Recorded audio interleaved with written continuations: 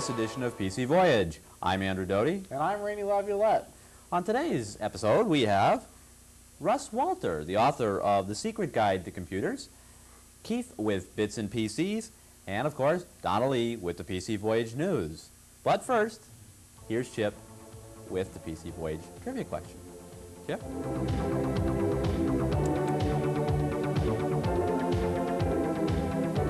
Here are this week's computer trivia questions. Number 1. What does the command copy .b do? And number 2. What does CPI stand for?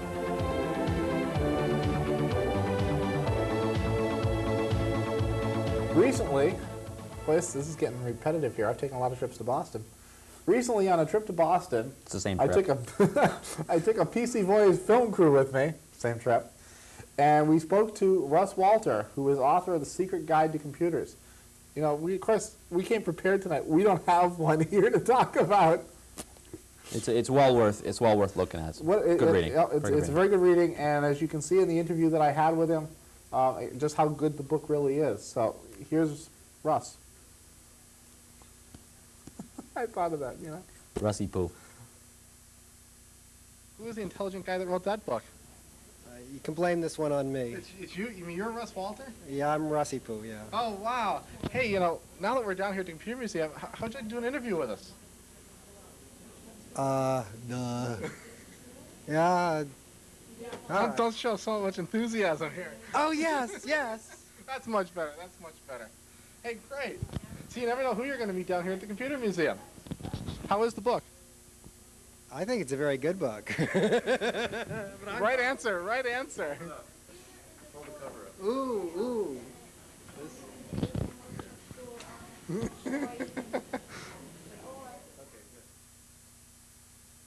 We're here with Russ Walter, author of The Secret Guide to Computers, the infamous 16th edition. How you doing, Russ? Fine.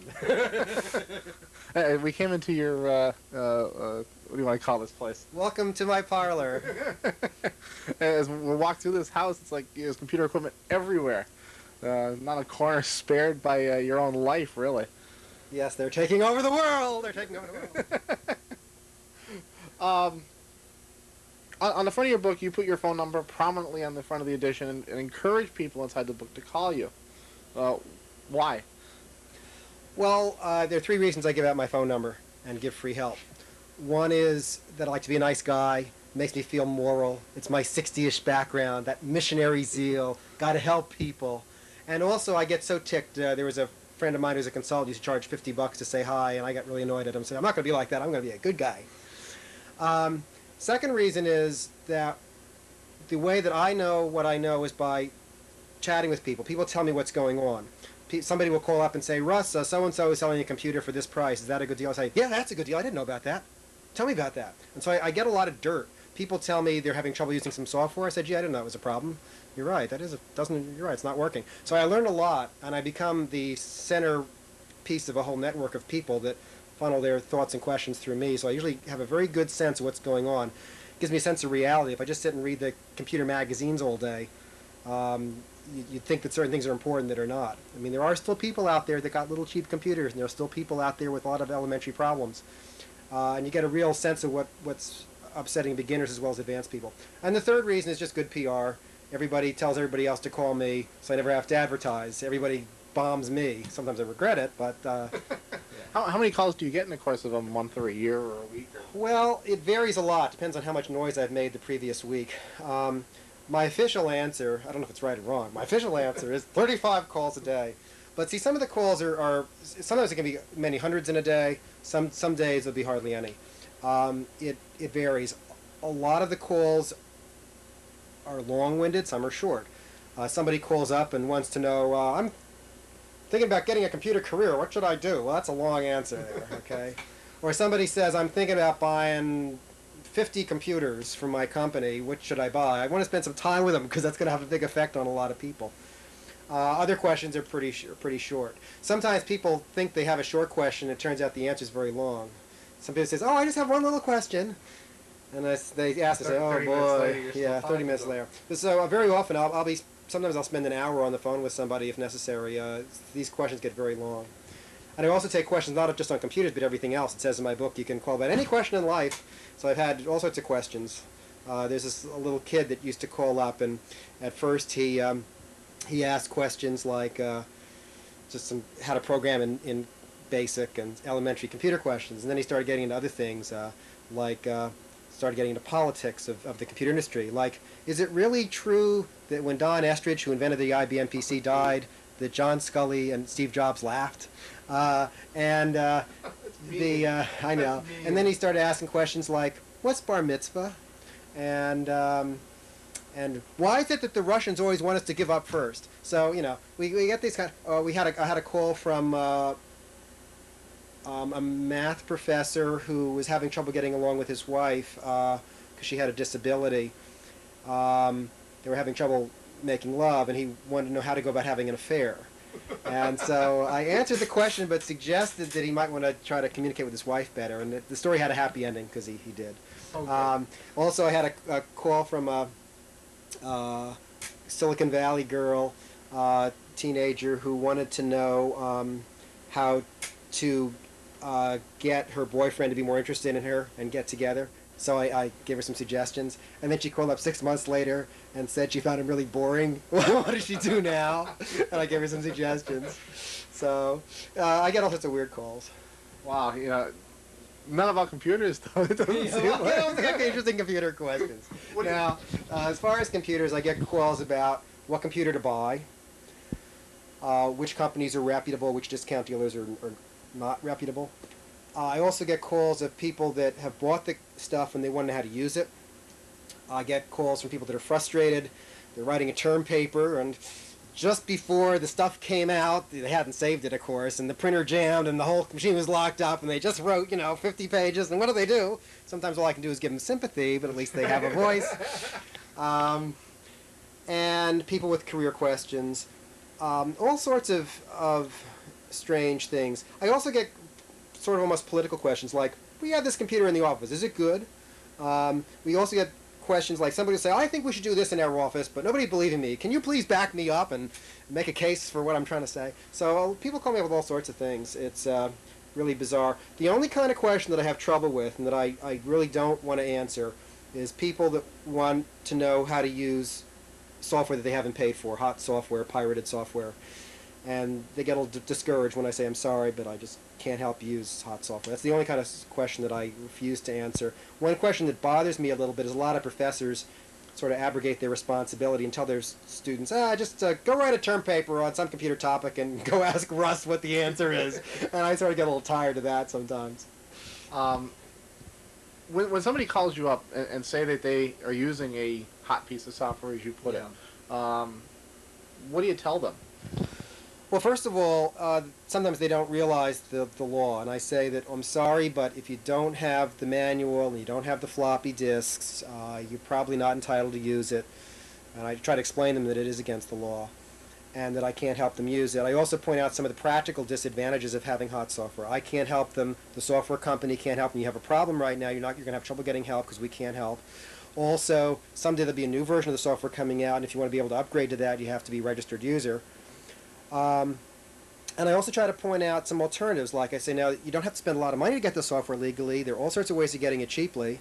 And I say for their discount dealers, there's also competitive upgrades, all sorts of tricks. For example, if somebody wants to use Microsoft Excel, the cheapest way to get that legally at the moment, if this deal is still good, I don't know, have to check this week. But the cheapest way, if you have no spreadsheet and you want to get Microsoft Excel, is to buy Quattro Pro version 3 from Cyrex. They were selling it, Cyrex, which makes math coprocessors, had a deal where you could buy it for $49 or $59. And then after doing that, you can buy the competitive upgrade from Microsoft for something like $119. And for a grand total of under $200, you get a program which would normally cost you $300, even from discount dealers. So, there are all sorts of tricks. Also, when people have trouble using some software, I point out that maybe they picked the wrong software. For example, if they're having trouble using DBase, I say, well, maybe you should pick an easier database. I personally like Q&A, which is much easier. So sometimes there are many alternative ways of solving your problem without having to break the law. There are a lot of ways that are cheap. There's also shareware, which I mention occasionally. Yeah, there's always some good sharewares. What about people that maybe haven't bought a piece of software? What do you tell them as far as making a decision to pick, say, Excel versus Lotus versus Quattro or versus WordPerfect or Microsoft Word or any piece of software? How do you help them to differentiate which one's better for them? Well, usually I start off by being an ass and just simply saying that, well, this is what I think is best in general. But, being a good journalist, I have to give you the other point of view, too. So here's the other point of view and the counter-arguments. So, for example, in the case of databases, I happen to like Q&A a lot because it's very easy and very pleasant, but there's some things that Q&A cannot do. So I say that if you need these features, which Q&A cannot do, then you might want to consider DBase or Fox or Paradox. I do have to obviously interview the person, ask more about what their needs are to give them a reasonable answer. Word processing is getting to be a really interesting conflict right now between the Windows word processors, of which IME Pro gets the best reputation, as opposed to WordPerfect for DOS. And when I go around giving speeches at groups, I have a lot of fun with that because I tell them why IME Pro is so great. All the critics like it, and it can do this and this and this and this. And then after I get everybody excited, I say, now, do I use it? No, I use WordPerfect for DOS. Why? Because I'm an old fuddy-duddy, and I wrote this whole book using WordPerfect for DOS, and I'm too lazy to redo the whole thing in the other word processor. And besides, WordPerfect for DOS happens to run faster. The problem with WordPerfect for DOS is you can't see what you're doing, but it goes very fast. It's like driving at night. You go very fast, but you're not quite sure always where you're going and if you're going to hit something. Windows is really hot right now. A lot of people are talking about it, and a lot of people are either afraid to use it or don't want to use it. What kind of advice do you give to these people? Well, in my speeches I say one thing, and in person on the phone I sometimes phrase a little differently. But in the speeches I go and point out the great things about Windows, the fact that you can have different type styles, different sizes, you can see what you're doing. If you want to do a desktop publishing, you can see the big headline and the columns and the pictures and so on. There are other things that Windows is supposed to do that I don't care so much about. Is you can cut and paste between applications more easily. And there's the consistency of the interface. A lousy consistency. I mean, why the hell, when you want to go to print something, you pick the word file, which has nothing to do with filing when you want to print. But that's at least once you learn how to use one Windows program, it's easy to learn the other ones. So those are the good things about Windows. Now, as a practical matter, you need a reasonably fast machine to run Windows. My favorite database happens to be Q&A. That doesn't run under Windows. And sometimes Windows can be very slow if you have a slow machine or if you have a very long document. So there are a lot of practical reasons to not use Windows. Basically, software is in the process of moving over to Windows. It's going to be a dead issue eventually because most of the machines that are sold today come with Windows. So the question of whether to buy or use Windows is going to be a dead issue. 5 years from now, most of the software, will, for better or worse, will be in Windows. The machines will come with Windows, so there won't be any debate. At the moment, it's a question of the good old stuff that works so well versus the new science fiction-y, hey, this is great, but, you know, a little flaky yet and a little bit slow, a little bit weird. So, but things are moving very quickly towards Windows. Great. We appreciate you letting us come into your home and talk about the Secret Guide to Computers, and hopefully everybody will go out and buy one now. Yay. And be little mini Russ Walter all over the place. Yay! Hey, thanks a lot, Russ. 2,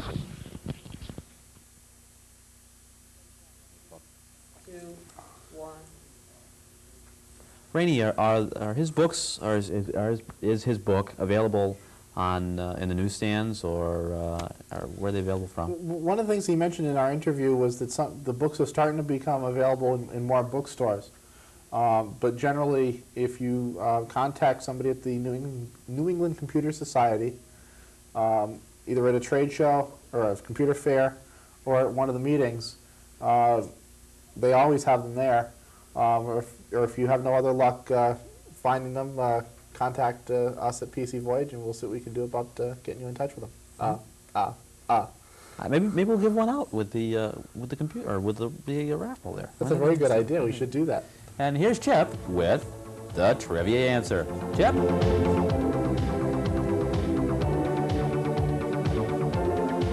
Here are this week's computer trivia answers. Number 1. Copy. The colon will copy all the files in the current directory to drive. B. And number 2. CPI stands for characters per inch.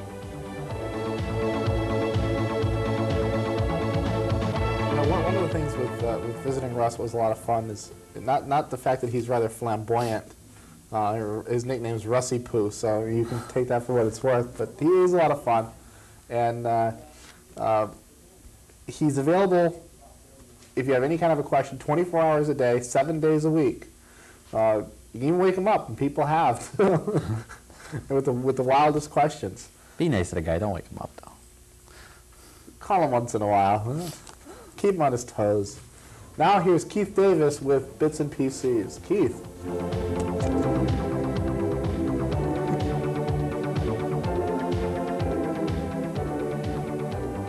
Hi, I'm Keith Davis, and welcome to Bits and PCs. This week we're going to talk about the path command. And now what do we do with the path command? When that is set, you set the path to drive and directories, and that allows you access to the files in those directories from wherever you are on your system. And it comes in very handy because you don't have to change to a directory in order to run a program. And how do you set the path? Well, in the autoexec file, one of the first commands that's usually set is the path command. And you can see here, as we go over to the screen, we have the path is set to, on the C drive, to the DOS directory. And that's a very common path setting that you'd find on computers. And in the DOS directory are a lot of DOS utility files and also a lot of other types of utility files, some public domain and shareware utility files that you might want to use from wherever you are in the system. You put them in the DOS directory and you can access them from wherever you are on the system. Doesn't matter what drive or directory you're in. And so this is set in the autoexec file is the best place to set that. You can set that from the command prompt. And if we type set, we look into DOS's environment area, and we can see that the path is stored in there. And that's how the computer knows at any given point where the path is set to. Now, occasionally, I see people who have computers, and they have a very long path command set. They have it set to many, many directories. That's okay, too. If you want to set it to more than one directory, you say path equals, and again, I think the equal sign here is optional, C/DOS, and you separate the drives and directories with a semicolon. So we could set it to the root directory also on the C drive if we wanted. And you could continue on with other directories if you wanted to put a whole bunch of those in the path. And you can fit up to 127 characters on one line of DOS, and so you can get quite a few directories on there. And if you want to put a lot more directories on there, and they don't fit on one line, you can use the substitute command and substitute drive letters for the directories. And the drive letters are a lot shorter than the directory names, and you can fit a lot more of them on a line. Now, with that said, however, it's not a good idea, though, to have a long path command set. And I'll tell you the reasons why. If we typed a command here, DOS will see if it's an internal DOS command, and if it's not, it will look in this current directory wherever we are for that command, and it will look for a com.exe or batch file with the file name that you've typed in. If it can't find it in the current directory, it begins looking down the path. And if the path command is set and it's very long, it will then look down through every directory that you have in the path command for the file name that you're doing. So just by having a long path command, it causes the computer a little extra work in looking for a file that you type. But there's more important reasons not to have a long path command set. Some people set it to every directory they have on their computer or the directories where their major application programs are. And you really don't need to do that because most menu systems, whether you're using a batch file or auto menu or any kind of menuing system that launches a program, it will change to the directory the application is in, making it the current directory. It will run the program, and then when it's done, it will go back to your root directory or the menu directory and display your menu, for instance. So there's no need to have the path command set to those directories. One of the problems you can run into when you do this is if you're in the root directory, and let's say the path was set to our word processing directory, and we type WP, which maybe is the executable file in the word processor, and we go to create a file. When we save that file, it might save it to the default directory, or the directory that we're in, the current directory, and it might save a word processing document into the root directory. And because the path was set to the word processing directory, the word processor ran, but it didn't save the file in the right spot. So it's better to have the path set as short as possible. If you have a lot of files and utility files that you use a lot, put them in the DOS directory, set the path to DOS, and just in that directory, the files will be accessible from wherever you are on your system. And that's it for the path command, and we'll see you next time on Bits and PCs. I'm Keith Davis.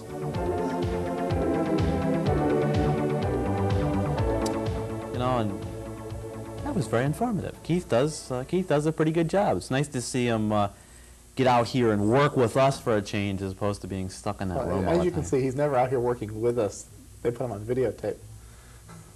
Okay. Hey, you know, one of the things I was thinking of is, you know, we keep talking about like all the software and we're actually giving away tickets to the Computer Museum. We are. We are. Didn't I tell you that already? No. Oh, we are.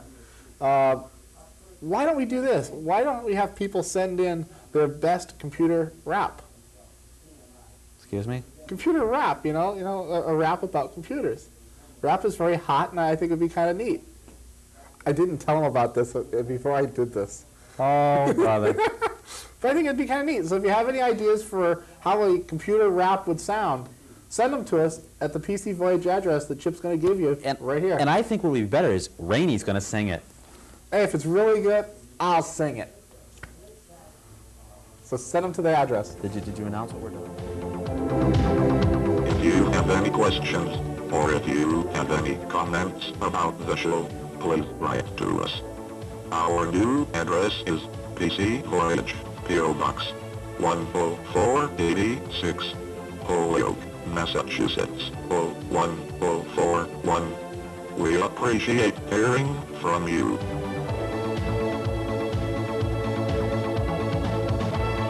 Glad to see you really like that rap idea. Oh, brother. Maybe Andy will do one too if they get enough really good ones. Well, let's see what Donna Lee thinks about this little rap thing. Here's Donna Lee with the PC Voyage News.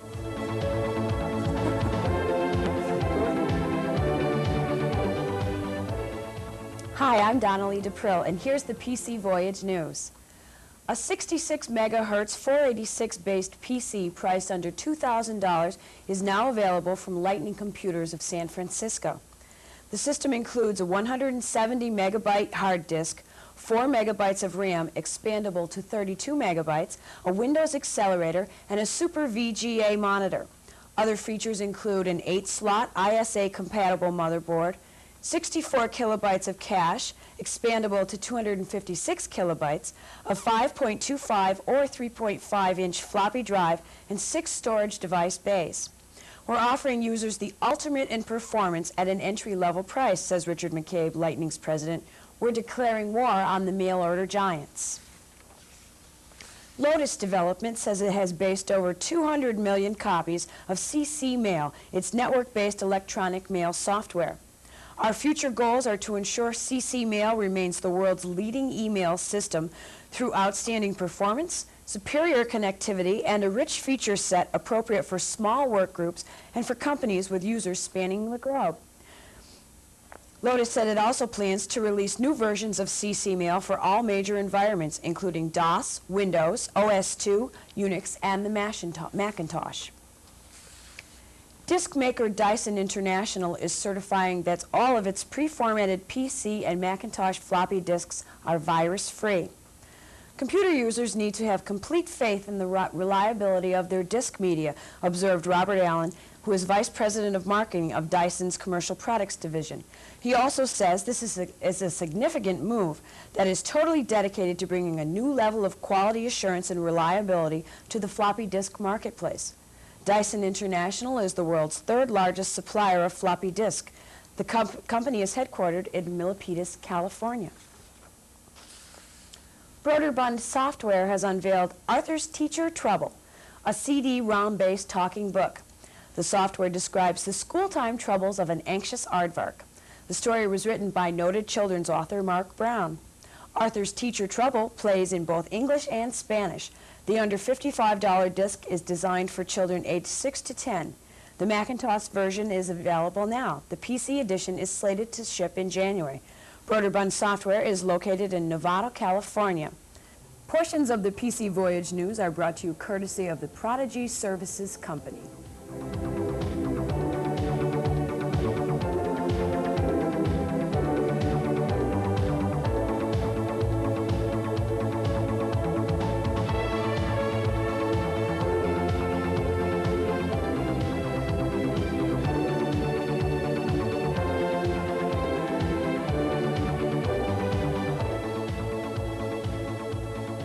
Secret Guide to Computers, I'm back on that track again. It's a standard 8.5 by 11 book. It's about this thick. About 600 pages. Yeah, it's about 600 pages. And the information that he gives you in that book, if you know nothing about computers and you want to learn, that's one of the best methods or one of the best reading materials I've ever found. It's a good laugh. You get a good laugh. It's very funny. It's very funny. And of course, if we had come prepared tonight, we would have had one here so we could read you some excerpts from it. Maybe some other time. On that note, I'm Rainy Laviolette. Hey, I'm supposed to say that. And I'm Andrew Doty. You're not supposed to be me. You couldn't fill these shoes. See you next week on PC Voyage. Cut that out, will you, Keith?